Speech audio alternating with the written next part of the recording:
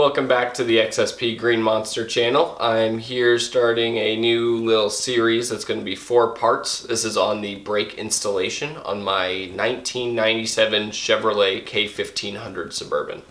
So big shout out here to Little Shop MFG. Go to www.littleshopmfg.com. You can view all their products. I just have to give them a shout out. They're not sponsoring everything. I paid for it all with my own money, but I talked with Eric Saliba there and he was extremely helpful, gave me everything I needed, made sure that I got the right kit for my truck, the right parts, and just was phenomenal about communicating with me and everything, shipped everything out fast, had me ship back a part because I didn't end up needing it, covered everything for free, gave me a refund, just amazing customer service, amazing products. I have to say everything was packaged extremely well for being well over 120 pounds of gear for the truck. So to get into everything, so this is going to be a brake upgrade for the truck like I said. I did front and rears. I didn't go with any bigger or larger of a disc or caliper because I would need larger than 16-inch wheels to do that. So this is just an upgraded stock version. And like I said, I went with front upgraded rotors and calipers, and I went with a rear drum to disc conversion. And they recommend with some trucks that you also do a master cylinder upgrade because the stock master cylinders don't provide enough pressure to operate brakes sufficiently. And also I can't remember what the name of it is, but I know what it does, and it helps regulate the amount of pressure that's going to the rear brakes versus the front brakes, and I know that Little Shop sells that as well, or at least has a link to one that you can purchase. And that is just to make sure that you have the correct braking distribution between the front and rear axles. So that's something to look into as well if your truck needs it. My truck ended up being fine since I did have the JB6 brake package on it to begin with. So if you know that your 1996 to 99 Chevrolet K1500 frame with 6-lug has the JB6 package to begin with, you know that you don't need the upgraded master cylinder. So a little heads up on that. So to get into it, I'm going to start off with the front package, which is a little bit smaller of a package. The first are these new calipers for the front brakes. These are drilled and slotted calipers, nice and beefy as you can tell.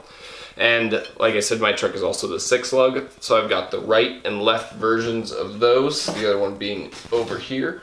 And at the end of this, I am going to do an overview of everything so you can see the whole kit. But as you can see, I've got the front right and left calipers, drilled and slotted, opposite patterns, not a universal pattern.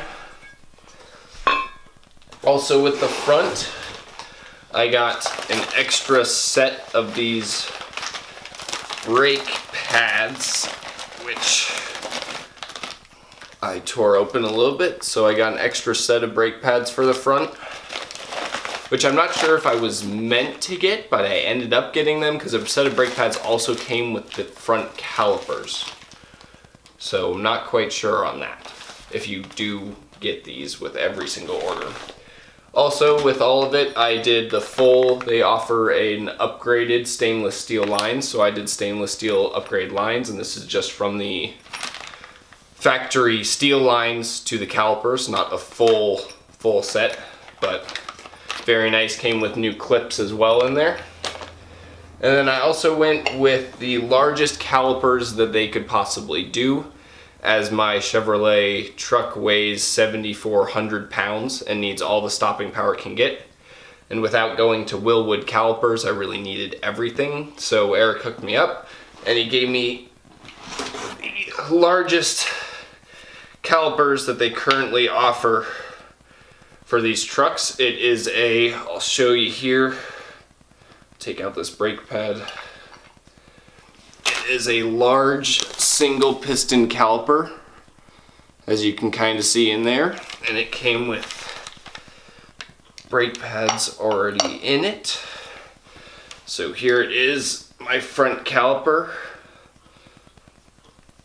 Very extremely heavy duty. I'm not sure on any of the specs on these. I just know that he said it was the largest ones to fit the stock rotor size.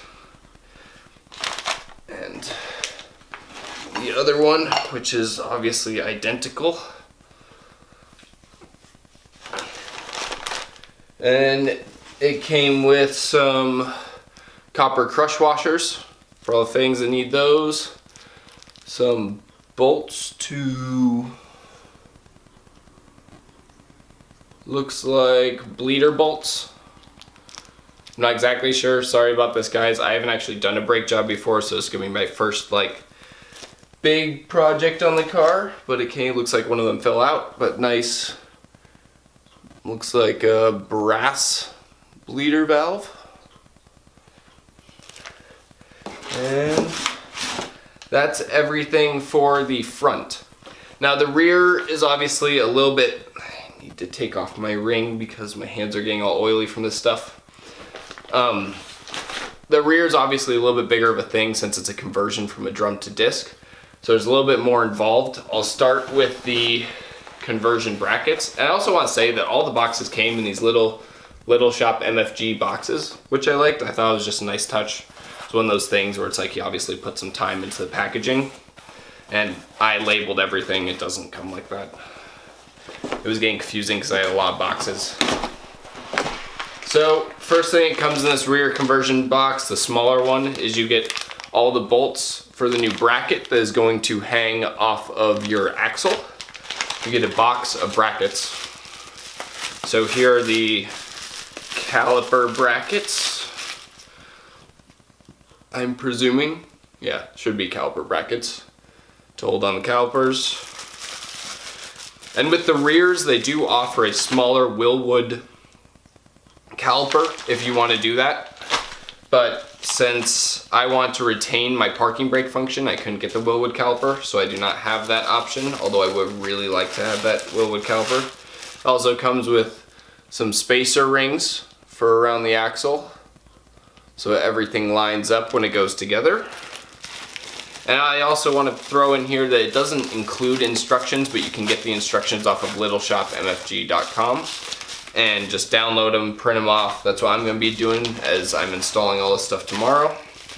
And it comes with the actual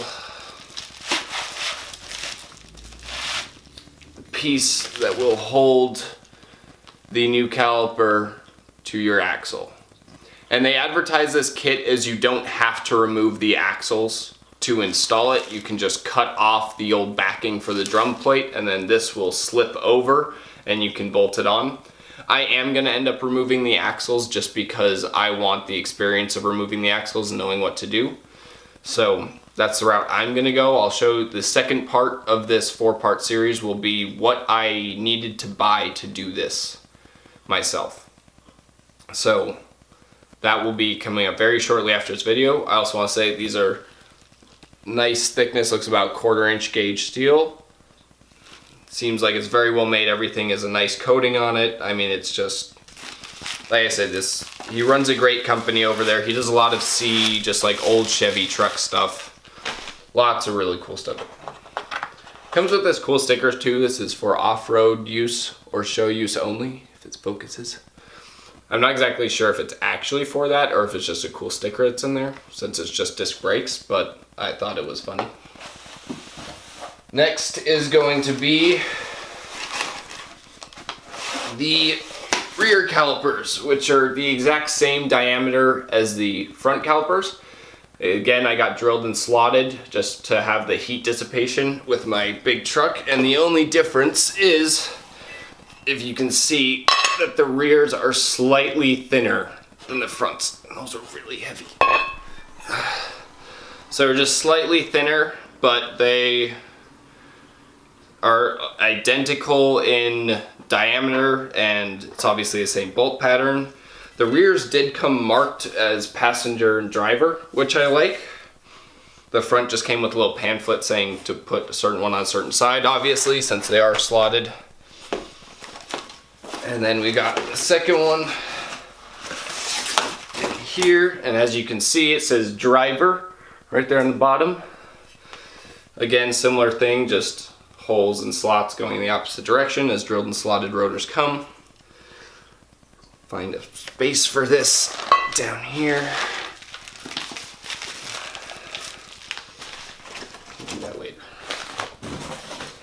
And then the last thing with this kit is that's front. So again, I've got the rear braided brake lines in here. And this also came with a really, really cool shirt, which is in the laundry right now, so I can't show it to you guys, but it did come with a really cool shirt. And this also came with the bleeder valves. You can kind of see them in there, bleeder valves, copper crush washers, and the brass clips to hold everything in. Got that. And then we'll get to the rear calipers. So here are my beautiful rear calipers. Again, they came with the brake pads in there. As you can see, with a nice little rubber, looks like a piece of rubber piping just to hold them in. As you can also see, I've got it with the parking brake functionality on there. Everything's very nicely built. Again, a single piston caliper. Nothing crazy special, but definitely will help my braking.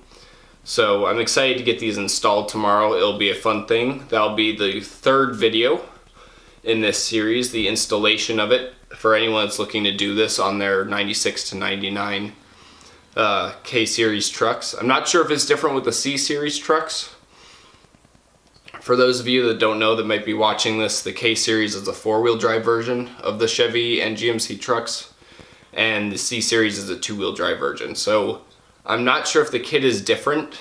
It says Little Shop's site has the C-Series ones as a 5-lug instead of a 6-lug, so that might be the only difference here. But again, I'm not 100% sure on any of that. Then we've got the other caliper, which is obviously an identical copy, just with the opposite direction. So that is the overview of the brake kit that I will be installing on my 1997 Chevy K1500 Suburban. It is going to be a big project, and I'm really happy I went with the Little Shop MFG stuff. I was looking around for a while to try and find a good brake kit. I didn't want to go with the power stop brakes or those cheap ones that you can find on Car ID. It just, you know, I've got a big audio system in the truck and I don't want to risk it. I take drives home with my girlfriend a lot, and we live quite far away from school. We got a 500-mile drive home from school for breaks and vacations, and I just don't want to put something in there that I don't trust 100% to stop the vehicle. And those cheaper kits I just didn't want to risk putting in, which is why I went with one of these more expensive kits. Like I said, I would have liked to go with the big Willwood calipers, but the price difference is, I think for an all disc brake kit with the big Willwood calipers and 14-inch disc brakes drilled and slotted was around $4,000 for all four wheels.